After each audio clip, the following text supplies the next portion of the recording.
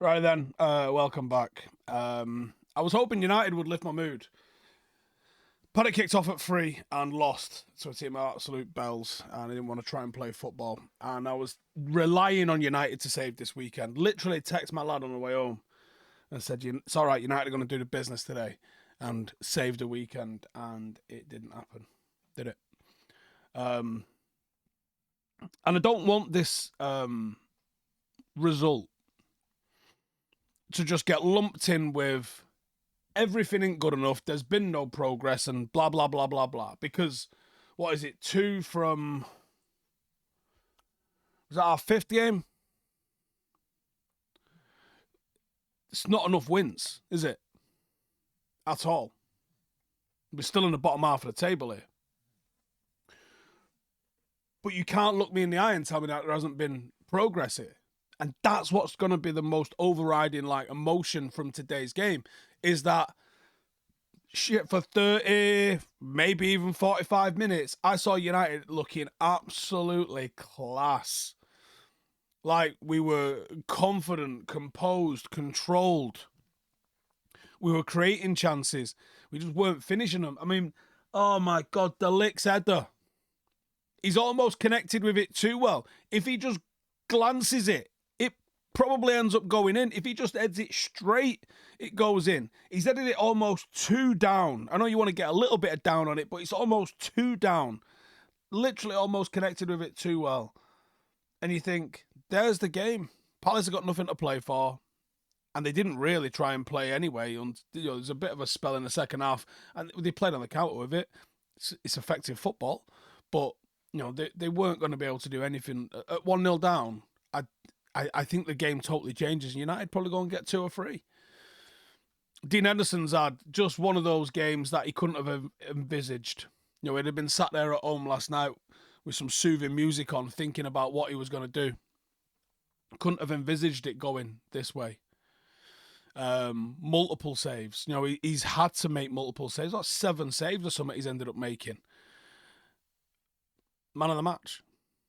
Even though, to be fair, and we didn't have it all our own way. Palace did have moments. Like, any team in the Premier League is going to have moments against you, and it's obviously how well you deal with those things is going to be where your results start to come in. And Onana's made an absolutely sensational double save to keep United in it, just in the second half. And it needed to be made. Otherwise, we come away without anything in that game. Some big chances. Bruno had a big chance. Garnacho's had a chance. Garnacho's hit in the post. You're just thinking, the worry with this United side before the season started was, not sure where the goals come from. We dominated possession. We kept Palace to do you know when people are starting talking about nothing's changed? It has. It really has. United are now holding so much possession, creating so many chances. 15 fucking shots. You're expecting to score a couple if you create 15 shots. We didn't create anywhere near enough high quality chances, but you've got to expect one of the half chances that we've had to have gone in. We had so many. But we're not playing this mad basketball style of football. We're not seeing the opposition just pour through us at will anymore. And people are going to obviously want to talk about the team selection. Like I said in my preview, not mad at Garnacho starting, not mad at Rashford starting. I think they're both 2 trucks going 1 mile an hour faster than the other, trying to overtake each other on a motorway at the moment, yeah? Neither of them are Lamborghinis at the moment, right? Just 2 trucks.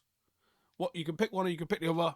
I don't think it makes an enormous amount of difference, and I wasn't mad at Garnacho starting. And I thought he had a good game. I thought he looked real lively. I thought putting the ball into the channel for his ball for him to run onto was an excellent strategy. And I thought Eriksen looked really good again in the first half. And it was working for us. But we are not clinical. This team, we're not conceding the shots that we were used to. We are holding the ball so much better, and we're probably creating chances better than the United team did last season. But I just don't know where the goals come from. I don't know who's going to score them. Substitutions, Made sense, but didn't really add any sort of life to United's attack. Palace defended brilliantly and resiliently.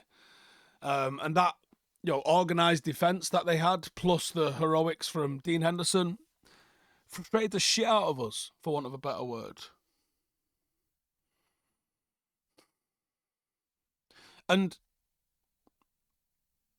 does that mean there's pressure on Ten Hag now?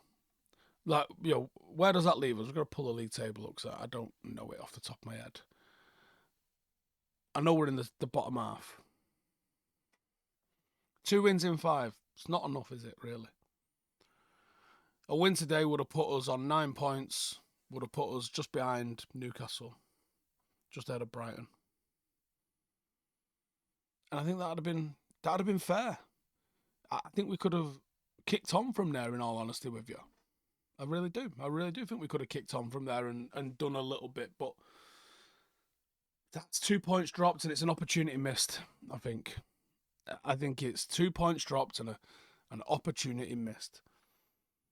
I just hope that the narrative, it will, because fucking hell, United got more shit for winning 7-0 in a week than some of the teams who didn't win did. I hope this narrative now doesn't become, like I said earlier, nothing's changed and get rid of the manager, because I think lots has changed. And I like De Ligt, and I like him alongside Martinez, and I think Mazraoui is, on a week-by-week basis, I'm probably boring you saying it so often, but he's such a good footballer. I just see such intelligence to the way he plays, and we've lacked football intelligence and nous, and sometimes even a little bit of the dark arts at times. We've lacked that, and Mazraoui brings that, and I like that in him. But Zirkzee, I'm not sure he's ever going to be a prolific goal scorer for United. But I think his presence on the pitch helps United create chances. I think he is able to get on the turn. He's able to knit play. He's able to draw defenders in a way that gets other people space. And I think the skill set that he possesses helps United create chances. And I do almost envisage a time when maybe Bruno's in need of a rest or he's just rotated. I think Ten Hag could and probably should try Zirkzee and Hojlund together. Because United didn't... Hojlund just was... We couldn't get the ball to him when he came on. I think he had 2 touches and no shots. Standard. I wonder if playing him off Zirkzee, you see something totally different. Or maybe you just go for it and be bold and play Bruno alongside Ugarte or something like that in as a pair of 6s or box-to-box 8s. It'd be ballsy. But that sort of bravery might pay off. Anyway, I'm going to go and try and salvage some of the rest of the weekend. There's a bottle of rum down there with my name on it. See you in the morning.